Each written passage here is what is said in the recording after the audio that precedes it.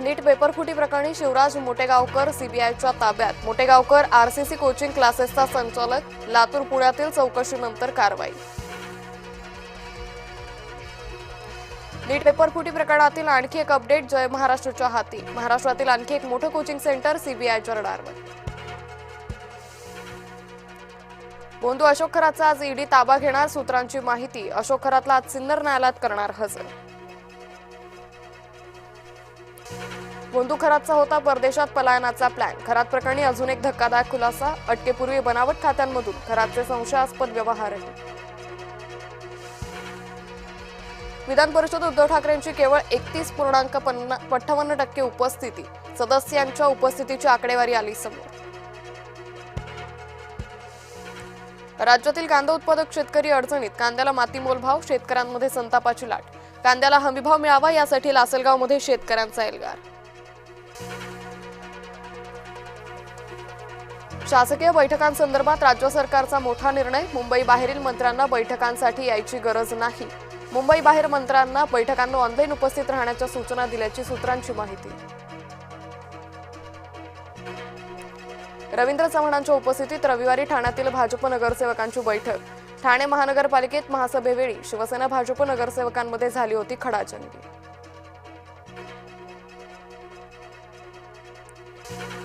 संभाजीनगरमध्ये कांदा प्रश्नी उभाटाचं आंदोलन। समृद्धी महामार्गावर अंबादास दानवेंच्या नेतृत्वात चक्काजाम आंदोलन। कांद्याला योग्य हमीभाव देण्याची मागणी। नागपुरात संघ मुख्यालयाजवळ गोळीबार। 3 बाईकस्वारांकडून 2 वेळा फायरिंग। अंमली पदार्थ विक्रीच्या वादातून गोळीबार झाल्याचा संशय। शेअर बाजार कोसळला, रुपयाही घसरला। सेन्सेक्स 900 अंकांनी घसरला तर डॉलर 96.17 रुपयांवर। महागाईची झळ, भाज्यांचे भाव दुप्पट। घर खर्चाचं गृहिणींचं बजेट वाढलं।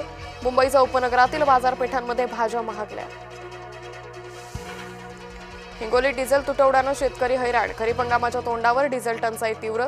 पेट्रोल पंपावर लांबच लांब रांगा। देशभरातील औषध विक्रेत्यांचं 20 मे रोजी लाक्षणिक बंद। पुण्यातील 15,000 औषध विक्रेते बंदमध्ये सहभागी होणार।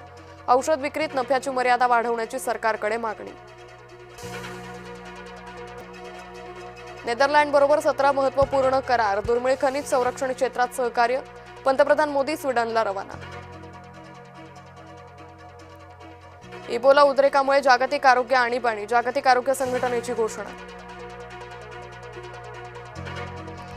बिहारमधील सासाराम रेल्वे स्थानकात रेल्वे डब्याला आग। शॉर्ट सर्किटमुळे आग लागल्याची प्राथमिक माहिती। अग्निशमन दलाकडून आगीवर नियंत्रण। पश्चिम बंगाल बॉम्बफेक प्रकरण। दोघांना मुंबईतून अटक। मुर्शिदाबाद जिल्ह्यात निवडणुकांनंतर झाली होती बॉम्बफेक। आज चेन्नई समोर हैदराबादचं आव्हान। चेन्नईच्या घरच्या मैदानावरील शेवटचा सामना।